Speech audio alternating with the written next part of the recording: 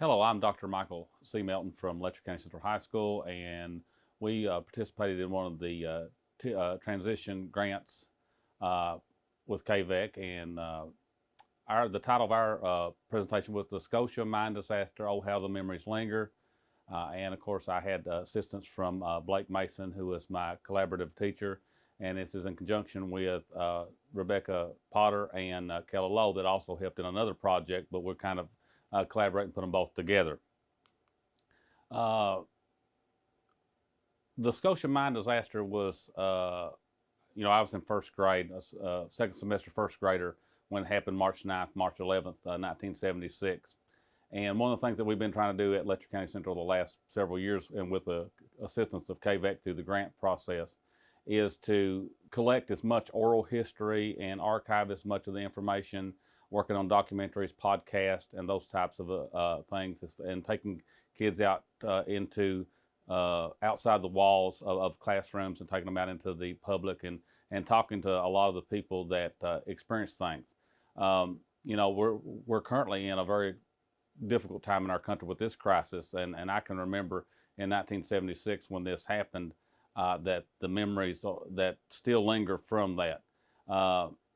The Scotia mine disaster involved people that were a part of our family, that we knew, that we went to church with, went to school with. The disaster and memories of those lost are still fresh in the memories of a lot of people in this region that had family members, extended family members, friends, and that were affected by this, and those that lost their lives as well. And in my PowerPoint, here's some scenes from March 9th, 2010, when they did the historical marker and dedication. And that's where it started the PowerPoint off with, is there's actually the Scotia mine disaster road sign that is over at Partridge in Letcher County, in the border with Harlan County. And what we tried to do with this project was to try to get out and talk to people that were involved, that had memories of this. I can remember as a child, and only having a few television stations then, not like we do now. But it seemed like this was national news for those few days in March of 1976. And it was something that really, really burnt into my memory. For example, the station wagon there, I can still see that because they showed that night after night of that station wagon and the state police being there and those types of things. So, those kind of burn permanent images in your memory.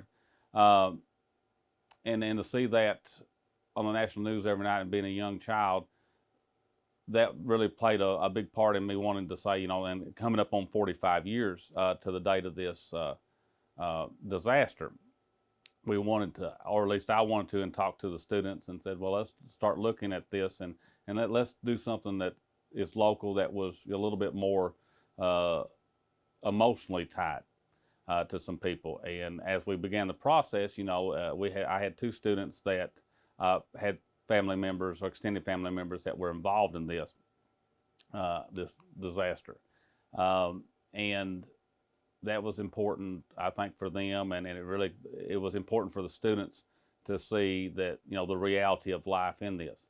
Of course, with our current crisis and not being in school as much, and that's why I'm standing here or sitting here in front of a camera in a studio filming this rather than being in front of people, and it just kind of delayed the process a little bit. But we are in the process of attempting to complete all this project and get everything together in a documentary format. We're also hoping to take the information and complete in more podcast formats and segments and put those out. And I think that's really getting these type of events from our region out to the public to let other people see, and also to tie our kids into the process of making documentaries, making podcasts, and interviewing individuals and researching their own history, and realizing that their place has some unique characteristics about it. That's the key about place-based learning, is to tie the relevance of what's going on inside our own communities and our own history and heritage to what's going around the world. Right now we're in the middle of the COVID-19 crisis, and that's something that I hope in the next coming year that we begin to look at also, along with this, as we finish this one, to maybe start into the next one, looking at what people's feelings were about this crisis and maybe tying the two crises together. Of course, March 9th, 2021 will be the 45th anniversary, if you will, of the first explosion at Scotia. And it was our goal when we began the process this year was to have something completed and ready to go for that 45th anniversary. So it looks like that we're going to be working on it in the fall to finish everything up if we don't get back in school this year, but to have something ready for the 45th anniversary of that. We had a lot of difficulty with a lot of the individuals that we needed to interview because a lot of them are a little bit more, a little older, got more health problems and those types of things. And we didn't get to interview as many people as we wanted to originally, but we have them scheduled to interview just as soon as, we get out of this situation. One of our goals has long been to expand place-based learning, like I said, with modern communication mediums and platforms. And of course, Greg Creech and Francis Sexton are scheduled to interview. Greg Creech's dad was one of the foremen, one of the superintendents at the Scotia mine. Francis Sexton was working there at the time, although he wasn't on that shift that the explosion occurred. And then I have one of the daughters that is going to interview, but she had some other issues that were going on at the time and couldn't come in. So we ran into more difficulties this year than we had in past years, but I think the final product will be outstanding when we finally finish everything on it. The impact on learning, what we have found previous projects and with this one, is that researching and recording local people and events makes learning real and authentic. It takes kids outside of the brick and mortar walls and gets them out into the community, and that's where real learning goes on, lasting learning. With the new mediums and the transformation that we're undergoing because of this crisis that we're currently in, I can envision the expansion of our program digitally to wider audiences.